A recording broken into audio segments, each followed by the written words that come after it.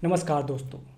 1400 साल पहले शुरू हुआ एक नया किस्सा जो पैगंबर की मस्जिद ए नबवी से शुरू होता है और भारत में लगभग 8 लाख एकड़ की संपत्ति तक पहुंचता है।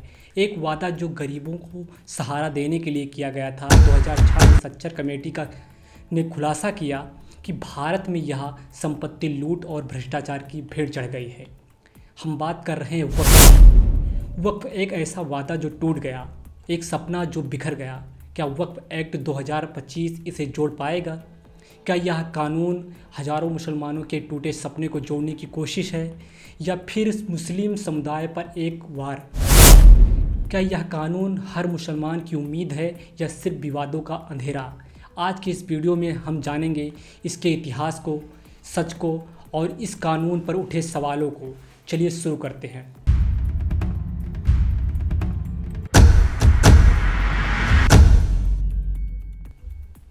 सबसे पहले हम जानते हैं कि वक्फ है क्या।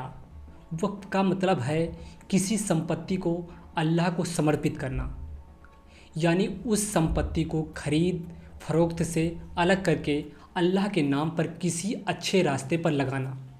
वक्फ का उल्लेख सीधे तौर पर कुरान में नहीं किया गया है। वक्फ की शुरुआत पैगंबर मोहम्मद के समय से मानी जाती है। यह इस्लाम धर्म में दान और सदकाए जरिया निरंतर दान की अवधारणा से निकला है। कुरान का सूरा अल बकरा के अध्याय 2 आयत संख्या 261 में इस प्रकार से इसका जिक्र किया गया है। उन लोगों की मिसाल जो अपना धन अल्लाह की राह में खर्च करते हैं। एक दाने की मिसाल है जो उगता है और उसमें 7 बालियां निकलती हैं। हर बाली में 100 दाने होते हैं।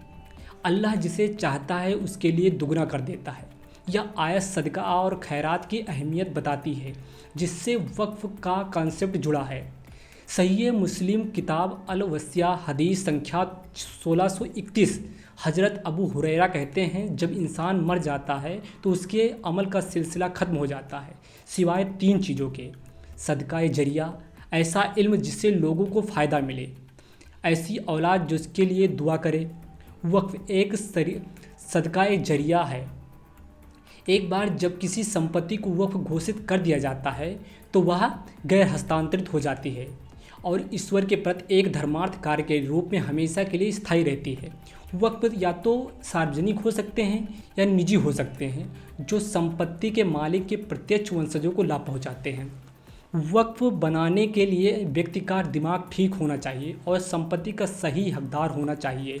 वक्फ बनाने वाले को हम वाकिफ़ के नाम से जानते हैं, जिसको मुस्लिम होने की ज़रूरत नहीं है, बशर्ते कि वो इस्लामी सिद्धांतों में विश्वास रखते हों। वक्फ की अगर हिस्ट्री की बात करें तो पहला उदाहरण पैगंबर मोहम्मद के जीवन से ही मिलता है। जब पैगंबर मोहम्मद मक्का से मदीना यात्रा करके आए तब उन्होंने मस्जिद नबवी बनाने के लिए ज़मीन को समुदाय के लिए समर्पित किया। यह घटना 1622 AD के आसपास की है। सीरत ए नबवी की किताब सीरत इब्न हिशाम में उल्लेख की है कि यह ज़मीन एक अनाथ बच्चों की थी जिनसे उसको ख़रीदा गया और फिर उसे वक्फ के रूप में मस्जिद के लिए इस्तेमाल किया गया। यह इस्लाम में वक्फ का पहला दर्ज उदाहरण माना जाता है। सही बुखारी हदीस संख्या 2772 में लिखा है कि हजरत उमर इब्न अल खत्ताब ने खैबर की अपनी ज़मीन को वक्फ किया। यह घटना पैगंबर के बाद की है, जो कि 634 से 644 AD के आसपास की है। उमर ने अपनी संपत्ति को गरीबों, रिश्तेदारों और मुसाफिरों के कल्याण के लिए समर्पित किया। उन्होंने एक शर्त रखी थी कि ज़मीन न तो बेची जाएगी, न ही विरासत में दी जाएगी, बल्कि इसका लाभ दान में इस्तेमाल होगा। भारत में वक्फ की शुरुआत 12वीं शताब्दी में मुस्लिम शासन की स्थापना के साथ हो जाती है। विशेष रूप से 13वीं शताब्दी में दिल्ली सल्तनत के आगमन से जुड़ी है। इतिहासकार ग्रेगरी सी कोजलोवस्की ने Muslim endowments and society in British India में लिखा है, भारत में सबसे पहले दर्ज वक्फ की स्थापना दोहरे उद्देश्यों से की गई थी, जिसका उद्देश्य धार्मिक और राजनीतिक था। उपमहाद्वीप में बात करें तो सबसे पहले दर्ज किए गए वक्फ की तारीख 12वीं शताब्दी के अंतिम वर्षों की है, जब गरीब सुल्तानों में से एक मोहम्मद इब्न शाम ने मुल्तान शहर में एक मस्जिद के निर्माण के लिए एक गांव के राजस्व को अलग रखा था। वक्फ़ के अगर प्रकार की बात करें तो वक्फ़ 3 प्रकार के होते हैं, जिसमें वक्फ़ अहली जो अपने परिवारों और रिश्तेदारों के लिए किया जाता है। दूसरा है वक्फ़ खैरी जो लोगों के लिए होता है, जैसे मदरसा, मस्जिद, अस्पताल के लिए किया जाता है। वक्फ़ मुश्तरक इसे परिवार और लोगों दोनों के लिए किया जाता है। भारत में वक्फ़ मैनेजमेंट रिकॉर्ड में डॉक्टर आमिर आफाक अहमद फैजी लिखते हैं कि वक्फ़ दिल्ली सल्तनत काल के दौरान फला फूला। उस समय कई अन्य वक्फ़ों की स्थापना दर्ज की गई थी। उदाहरण की माने तो निजामुद्दीन औलिया के मकबरे के रखरखाव के लिए वक्फ़ है, जिसके लिए प्रसिद्ध अरब यात्री इब्न बतूता को ट्रस्टी नियुक्त किया गया था मोहम्मद बिन तुगलक के द्वारा। डॉक्टर फैजी बताते हैं इल्तुतमिश काल भी भारत में वक्फ़ के इतिहास में मील का पत्थर साबित होता है। उनके काल में बंदायूं में सुल्तान के बेटे और बंदायूं के गवर्नर रुकन अल दीन फिरोज की देखरेख में शानदार शमसी मस्जिद का निर्माण किया गया था। मुग़ल काल में वक्फ़ का विस्तार संस्थागतकरण हुआ। उदाहरण के लिए शाहजहां ने 1640 के दशक में ताजमहल के लिए रखरखाव के लिए वक्फ़ का निर्माण किया। कोजरोवस्की के अनुसार अवाकफ ने सार्वजनिक कब्रिस्तानों के लिए धन मुहैया कराया, लेकिन अमीर लोगों ने इसका इस्तेमाल अपनी कब्रों के निर्माण और रखरखाव के लिए किया। सूफी विरासत को बनाए रखने में वक्फ संस्थानों ने अहम भूमिका निभाई। लगभग हर मुग़ल शासक ने अपनी पसंदीदा दरगाह को संरक्षण दिया। सम्राट अकबर ने फतेहपुर सीकरी में शेख सलीम चिश्ती की दरगाह, अजमेर शरीफ में गरीब निवास की दरगाह के लिए वक्फ किया। ब्रिटिश औपनिवेशिक काल में वक्फ प्रणाली में एक बड़ा बदलाव आया, जब अंग्रेज़ों ने वक्फ को पहली बार कानूनी रूप देने की कोशिश की और वक्फ की संपत्ति पर नियंत्रण बढ़ा दिया गया। 1913 का वैलिडेटिंग एक्ट, इसमें अंग्रेज़ों ने पारिवारिक वक्फ यानी वक्फ अहली के लिए कानून बनाया। स्वतंत्र भारत में वक्फ की संपत्तियों के लिए प्रबंधन के लिए पहला कानून नेहरू के समय 1954 में आया। इसमें वक्फ बोर्ड की स्थापना और संपत्ति के सर्वे का प्रावधान किया गया था। आगे 1995 में फिर से एक कानून बनाया गया। इसने वक्फ बोर्ड को अधिक शक्तियां और संपत्ति को वक्फ घोषित करने का अधिकार सेक्शन 40 जोड़ा गया, जिस पर वर्तमान में विवाद है। इसे हटा दिया गया है, जिस पर हम आगे चर्चा करेंगे। फिर से 2013 में एक बड़ा संशोधन किया गया। इसमें वक्फ की संपत्तियों के दुरुपयोग को रोकने और ट्रिब्यूनल की शक्तियों को बढ़ाने जैसे कदम उठाए गए। वर्तमान संशोधन की बात करें तो इसकी औपचारिक शुरुआत 8 अगस्त 2024 जब केंद्रीय अल्पसंख्यक मामलों के मंत्री किरण रिजिजू ने वक्फ संशोधन विधेयक 2024 को लोकसभा में पेश किया था। यह विधेयक वक्फ एक्ट 1995 में सुधार के लिए लाया गया था, जिसमें पारदर्शिता, तकनीकी प्रबंधन और गैर मुस्लिम प्रतिनिधित्व को शामिल करने जैसे प्रावधान थे। इसे संयुक्त संसदीय समिति JPC को भेजा गया। 13 फरवरी 2025 को रिपोर्ट सौंपी गई। 2 अप्रैल 2025 को वक्फ 2024 विधेयक को वापस लेते हुए संशोधित वक्फ संशोधन विधेयक 2025 पेश किया गया। इसे अब unified Waqf management empowerment efficiency and development bill यानी उम्मीद नाम दिया गया। एक्ट 2025 में किन मुद्दों को लेकर विवाद है, एक एक करके समझते हैं। वक्फ बोर्ड में कम से कम 2 गैर मुस्लिम सदस्यों को शामिल करने की बात की गई है। पहले यह पूर्ण रूप से मुस्लिम समुदाय द्वारा संचालित किया जाता था। वक्फ बोर्ड के ढांचे की बात करें तो एक केंद्रीय स्तर पर केंद्रीय वक्फ परिषद और एक राज्य स्तर पर राज्य वक्फ बोर्ड बनाया जाता है। केंद्रीय वक्फ परिषद की बात करें तो यह राष्ट्रीय स्तर की सलाहकार संस्था है। इसमें अल्पसंख्यक मामलों के केंद्रीय मंत्री द्वारा अध्यक्षता की जाती है। सदस्यों में राज्य वक्फ बोर्ड के अध्यक्ष, मुस्लिम सांसद और विद्वान शामिल होते हैं। प्रत्येक राज्य में एक एक वक्फ बोर्ड होता है। अध्यक्ष राज्य सरकार का द्वारा नियुक्त किए जाते हैं। मुस्लिम नेता या विशेषज्ञ होते हैं। मुख्य कार्यकारी अधिकारी, जिसे हम CEO के नाम से जानते हैं, वो सरकारी अधिकारी होता है।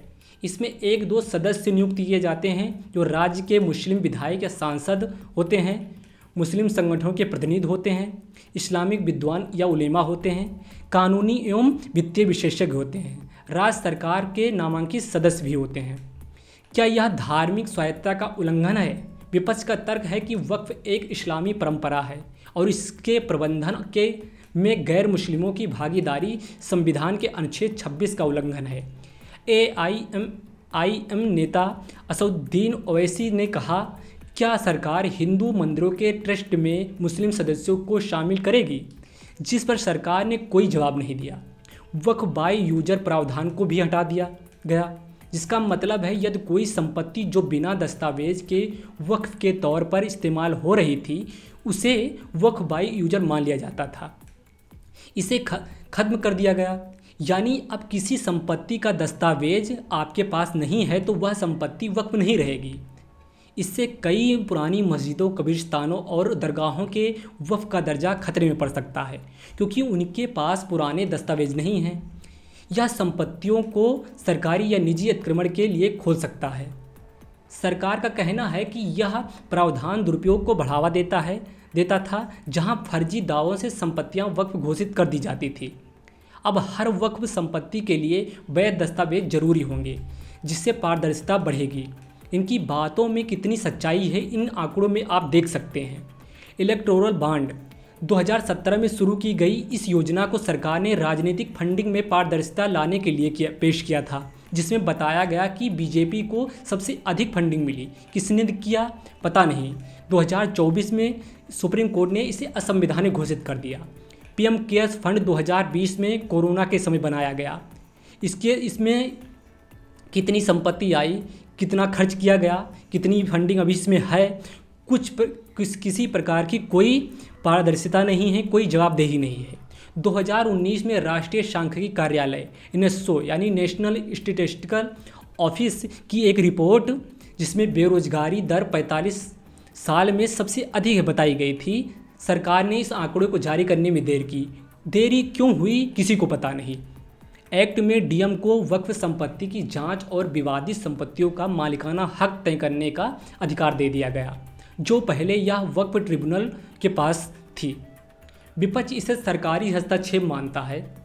उनका कहना है कि इससे वक्फ बोर्ड की स्वायत्तता खत्म होगी और सरकार मनमाने ढंग से संपत्तियों पर कब्जा कर सकती है। सरकार का कहना है कि वक्फ बोर्ड में भ्रष्टाचार और अतिक्रमण की शिकायतें आम हैं। जिला कलेक्टर का दखल त्वरित और निष्पक्ष समाधान सुनिश्चित करेगा। सरकार के मुताबिक भारत में 8.7 लाख वक्फ संपत्तियों में से कई का प्रबंधन ठीक नहीं है और यह कदम उसे सुधारने के लिए है। सरकार का यह तर्क सही भी हो सकता है, क्योंकि बीजेपी सरकार निष्पक्ष और त्वरित समाधान तो उपलब्ध करा ही देती है। बुलडोजर की राग कार्यवाही और इनकाउंटर को लेकर आई न्यूज़ को तो आपने देखा ही होगा, बताने की ज़रूरत नहीं है। उनमें सभी लोगों के साथ समान न्याय कितने सही तरीके से हुआ आपने देखा होगा, किसी से छिपा नहीं है। तो इस कानून से हम सरकार से सही होने की उम्मीद तो लगा ही सकते हैं। वैसे भी उम्मीद नाम है तो उम्मीद तो लगाना लाजमी बनता है। एक्ट में कहा गया है कि वक्फ बोर्ड में महिलाओं और पिछड़े मुस्लिम वर्गों को शामिल करेंगे। आपको बता दें, इससे पहले भी महिलाओं को सदस्य बनाया जा चुका है, यह कोई नई बात नहीं है। केरल वक्फ बोर्ड में डॉक्टर सैयदा बी सहर बानो 2021 से 23 तक, सुश्री खदीजा कुट्टी सदस्य 2020 से 23 तक रही हैं। तमिलनाडु वक्फ बोर्ड की सदस्य डॉक्टर शहला मसूम 2022 तक रही हैं। सुश्री आयशा फातिमा पूर्व सदस्य रह चुकी हैं। आंध्र प्रदेश वक्फ बोर्ड की सदस्य सुश्री सैयदा सलमा 2021 वर्तमान में भी हैं। तेलंगाना वक्फ बोर्ड की सदस्य सुश्री नसीमा बेगम 2019 से 22 तक रही हैं। कर्नाटक वक्फ बोर्ड की डॉक्टर फातिमा रजाक 2022 से 23 तक रह चुकी हैं। महाराष्ट्र वक्फ बोर्ड में सुश्री फरहान आजम 2022 तक सदस्य रही हैं। खैर, ये आंकड़े अपनी जगह हैं। सरकार अब नए सिरे से महिलाओं को प्रतिनिधित्व देगी, जो गरीब मुसलमान हैं उनके हित के बारे में सोचेगी। आपको बता दें, मोदी सरकार में एक भी मुस्लिम मंत्री नहीं है। महिलाओं की तो बात ही छोड़िए। लोकसभा में महिला आरक्षण कानून को लागू करने को 2029 तक सोचने के लिए टाल दिया गया है। अब इन मुद्दों के बारे में मोदी सरकार सोचेगी। वैसे भी रोजगार, शिक्षा, स्वास्थ्य, महिला सुरक्षा आदि के बारे में सरकार ने सोचना छोड़ ही दिया है, क्योंकि जब धर्म से काम चल रहा हो तो इन सब मुद्दे पर सोचने की ज़रूरत ही क्या है। सच्चर कमेटी की रिपोर्ट बताती है कि भारत में मुस्लिम समुदाय की बदहाल स्थिति को उजागर किया है। मुस्लिम साक्षरता दर राष्ट्रीय औसत 64.8 से कम थी, जो केवल 62.1% ही थी। उच्च शिक्षा में भी उनकी भागीदारी बहुत कम थी। खास तौर से महिलाओं की स्कूल ड्रॉप आउट रेट अन्य संदर्भ की तुलना में ज़्यादा थी। मानों में गरीबी का स्तर अधिक था। सरकारी नौकरियों में उनकी हिस्सेदारी केवल 4 से 5% थी, जबकि इनकी आबादी लगभग 14% है। बैंक ऋण और वित्तीय सुविधाओं तक पहुंच सीमित थी। रिपोर्ट में कहा गया कि मुसलमानों को रोजगार, आवास और शिक्षा में भेदभाव का सामना भी करना पड़ता है। शहरी क्षेत्र में वह झुग्गी झोपड़ी में रहने को मजबूर हैं। वक्फ संपत्ति के प्रबंधन में पारदर्शिता की कमी थी। इन संपत्ति का मूल्य लगभग 1.2 लाख करोड़ रुपये रखा गया है। इनका सही उपयोग नहीं हो रहा है। अतिक्रमण और कुप्रबंधन की समस्याएं आम थी। सरकार ने सभी मुद्दे को एक तरफ कर दिया और वक्फ की संपत्ति के प्रबंधन को सुधारने का काम अपने जिम्मे ले लिया। मोदी सरकार प्रबंधन में आगे तो है ही, चाहे डाटा का प्रबंधन हो या फिर महाकुंभ के दौरान हुई घटना का, या फिर 1 रुपये में अदानी को ज़मीन देने का प्रबंधन हो। मोदी सरकार ने बहुत अच्छे से बाखूबी प्रबंधन किया है। समिति द्वारा 76 सिफारिशें की गई, जिसमें से 72 को सरकार ने मंजूरी दी। फिर भी आज तक स्थिति वैसे ही बदतर है। हम सच में सुधार करना चाहते हैं या फिर हमारा इरादा कुछ और है? आने वाले समय में हम देख ही लेंगे। इसके बारे में आपका क्या सोचते हैं? अपनी राय कमेंट बॉक्स में डालें। हम और भी ऐसे वीडियो लाते रहेंगे। देखते रहें हमारा चैनल डेमोक्रेटिक मोहित। धन्यवाद।